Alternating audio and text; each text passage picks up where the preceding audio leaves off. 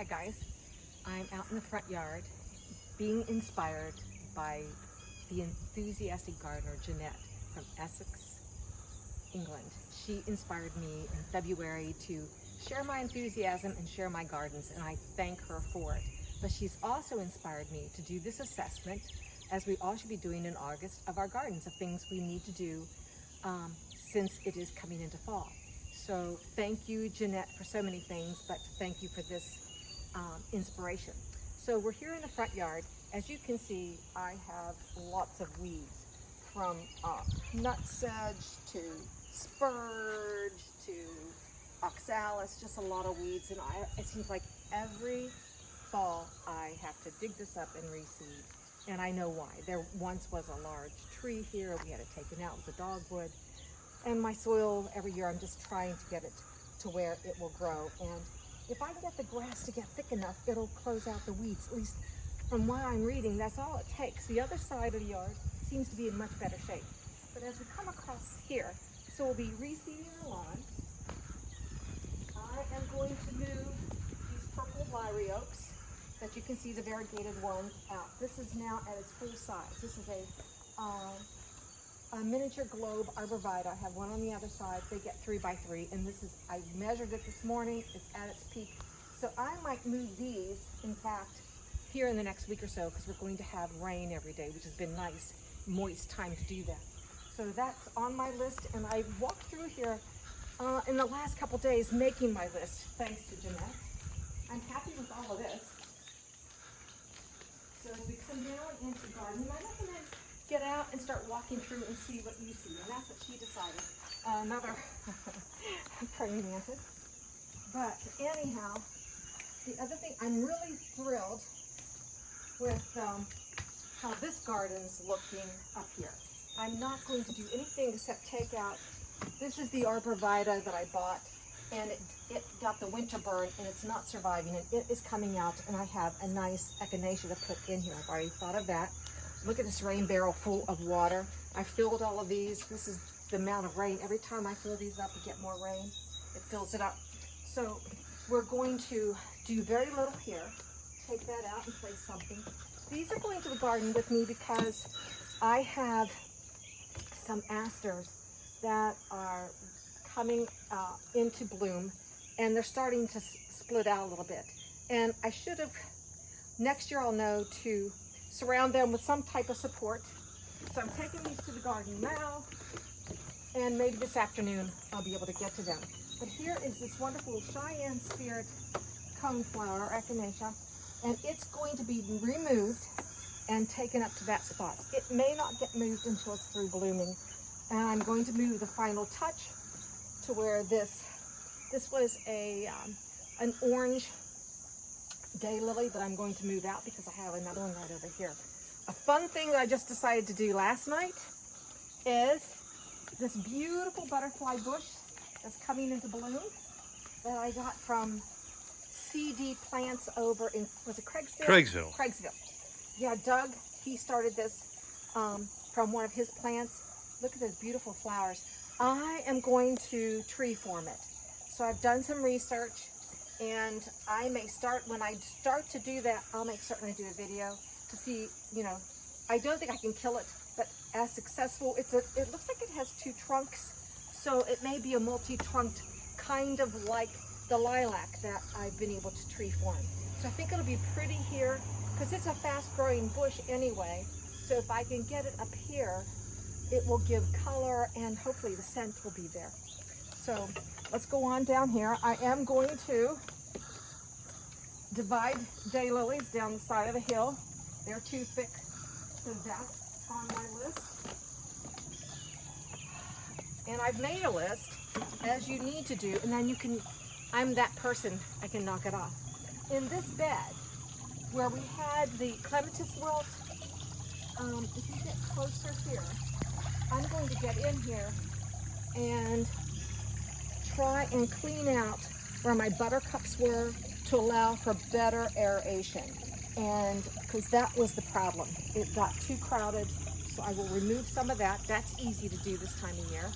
Here are my asters that need those forms which will make it easy to put in. I'll do that today.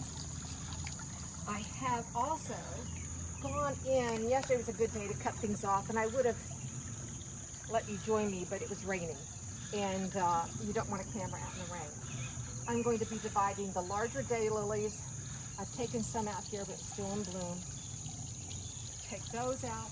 Anything along my pathways, which I love, that were encroaching, I'm going to perhaps move. This daylily needs moved out because I want to be able to walk back in through here. The croquisimas look good. So we'll come through here. There's not a whole lot to do. I'm real pleased how the gardens look, but you can see with some of the daylilies left, I could probably edit a little bit back in that corner where the asters are. Now here it could be my nemesis. These are, what are they? They're called the I wrote that down. Yes, the Bullhead Hornets. I haven't found their nest yet. I haven't been stung. You can see Bullhead Hornets. If what I thought were yellow jackets, they may be what they call a hover fly. They look very similar to yellow jackets, but I don't see anything out today that looks like the yellow jackets. I just see the hornets. But these hover flies are marked like the yellow jackets, except they're smaller. Their torso isn't elongated, they're chunky, their eyes are bigger, and they only have one set of wings. But if there was a yellow jacket nest, I'd still be seeing them, and there isn't. So they must be those wonderful hovering flies, hover flies, which love to pollinate things. They will eat aphids. So they're a beneficial little bug to have. But unfortunately, I can't show you. The other day, here's one. When Isabella and I were out. Oh, anyhow, enough about that. Google hover flies and you'll see them.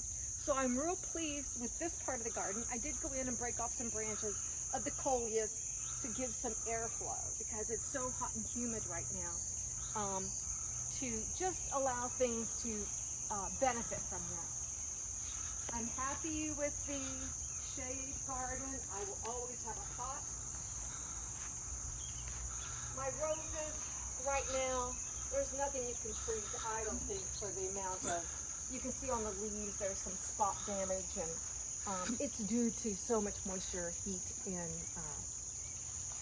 I'm not going to worry about it. I'm going to trim them back though. That's something I will do. The last thing one of the other things I'm going to do, these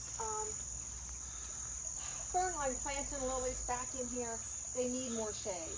So they may go back against the fence, maybe around the Harry Lauder walking stick on the back side to give some color back there, because they are burning out and they're not thriving. Of course, neither are the caladiums here. That was not a good spot for them, but you know, that's why we're doing this assessment, learning what we need to do and not to do. These croquisimas, they look gorgeous here, but I don't want them around this bush.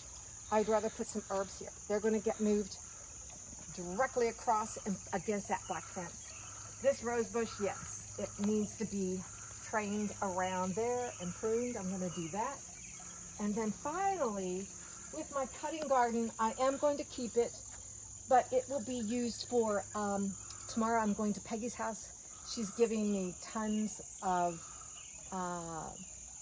gladolias. So I'm thinking next year, I still love my zinnias here, gladolias. I'll put some garlic in here, but they'll be out in June. And then we'll figure out, I do love having some annuals in here. So we'll figure out what annuals I want in here. So a little bit of work, not a lot of work, but it's fun to walk through your gardens and make your assessment. So that's my assessment. It's on this list, and maybe I'll start marking some of those things off today.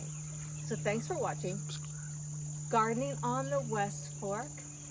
There's a suggestion from my videographer. Subscribe. And if you want to, and please do subscribe, hit the bell, and you'll be able to see what's coming up with the pots that we're going to show you how to do, and how well I get all of these projects on my list accomplished. So thanks for watching Gardening on the West Fork. We'll see you soon. Bye.